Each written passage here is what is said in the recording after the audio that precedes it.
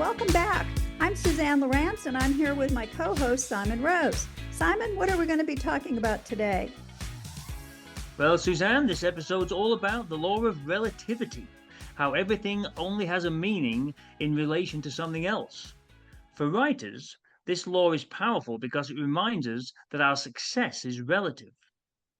For example, you might compare yourself to a best-selling author and feel inadequate, but when compared to your past self, you've likely come a long way.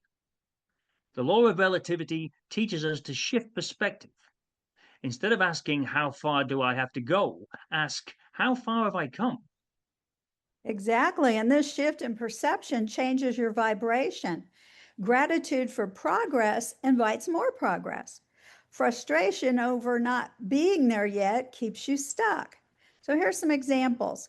A client once told me she felt like a failure because her first novel hadn't sold yet. But when she looked back, she realized that 5 years earlier, she hadn't even finished a draft. That realization lifted her energy immediately, and within months, she'd written something new that landed her an agent. This sounds familiar, and that's a great point about the benefit of thinking about where you were a few years earlier. I also had a client that was tempted to quit writing when they thought they weren't being successful.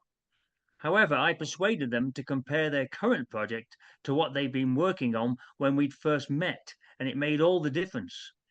They realized that it was almost a case of practice making perfect, I guess. So here's a practical writing tip. Create a progress comparison chart. Draw two columns, then and now. Under the then column, list where you were as a writer a year ago. Under the now column, list your current abilities, habits, and achievements. The shift in perspective will restore confidence and motivation.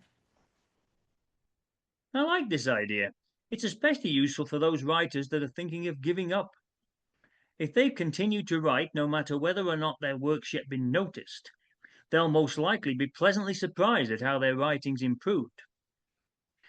It may not take me that long to complete a novel these days, but the first one did, primarily because I didn't have the experience or the confidence in my own ability. In some ways, it's related to the editing process. For the first novel, I still have paper copies of the manuscripts that went back and forth with the publisher that I used to take with me to show the young students during school visits, or to adults during the continuing education courses at my local university, to show everyone how much work was involved.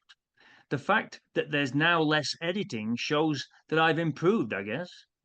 So if you want to see improvement, those people listening, stop comparing yourself to other writers. Compare yourself only to your past self, whether it's only from a year earlier or from when you first began your writing journey. Celebrate even smallest steps forward, and you may be pleasantly surprised. Now, before we go, if you're a writer who's serious about turning your creative dreams into real writing wins, I want to invite you to check out Manifesting Monthly, a magazine with tips and resources for writers. Learn more about it at writebythesea.com. And you can also find writing tips and advice taken from the Children's Writer's Guide, the Children's Writer's Guide 2, and the Time Traveler's Guide posted regularly at the Write by the Sea blog. Okay, that's all for today. Now, in our next episode, we'll explore the law of gestation, the idea that every writing dream has its own perfect timing. That sounds like another great topic, Suzanne. Until the next podcast, I wish everyone the best of luck on your writing journey. Bye, everyone.